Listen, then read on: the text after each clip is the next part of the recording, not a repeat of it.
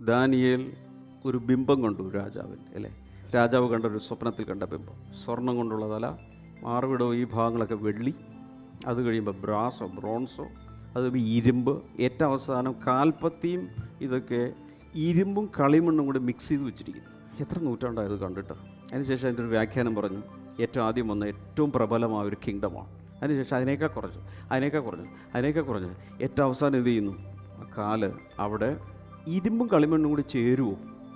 ഇല്ല. അങ്ങനത്തെ ഒരു കാലം വരും. ആ സമയത്ത് മനുഷ്യൻ്റെ കൈ കൊണ്ട് തൊടാതെ ഒരു കല്ല്, ഒരു ചെറിയ കല്ല് തന്നെ ഇങ്ങ് പറഞ്ഞു വന്നിട്ട് ആ ബിംബത്തെ അങ്ങ് അടിച്ച് തകർത്ത് ആ കല്ലങ്ങ് വളർന്ന് വലിയ ഇതായിട്ട് ലോകം മുഴുവൻ കീഴടക്കി. എന്താ അർത്ഥം? ആദ്യം ഒരു സാമ്രാജ്യം, അതിനുശേഷം അടുത്ത സാമ്രാജ്യം, താഴെ വന്ന് അല്ലേ, കൃത്യ ഓർഡർ എനിക്ക് ഓർമ്മയില്ല, ഈജിപ്ഷ്യനാണെന്ന് തോന്നുന്നു, പിന്നെ ബാബിലോൺ വന്നു, റോമൻ ഗ്രീക്ക് വന്നു. ആ ഗ്രീക്കിൽ അലക്സാണ്ടർ ചക്രവർത്തി വന്നു. അതിനുശേഷം അത് 4 ആക്കി പൊട്ടിപ്പൊളിഞ്ഞു. അതിനുശേഷം ഇങ്ങനെ വന്ന് ഏറ്റവും അവസാനം ഇരുമ്പും കളിമണ്ണും കൂടി ചേർന്ന കാലത്താണ് നമ്മളിപ്പോൾ ജീവിക്കുന്നത്. Democratic kingdoms. ഒരു ഇതുമില്ല, വോട്ട് കുത്തിയ കയറി ഇറക്കണമെങ്കിൽ ഇറക്കാം, ഒരു അധികാരമുണ്ടോ, പവറുണ്ടോ? നത്തിങ്.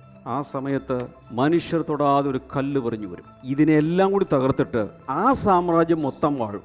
എന്താ അർത്ഥം? അതാണ് that is the establishment of the kingdom of God on earth.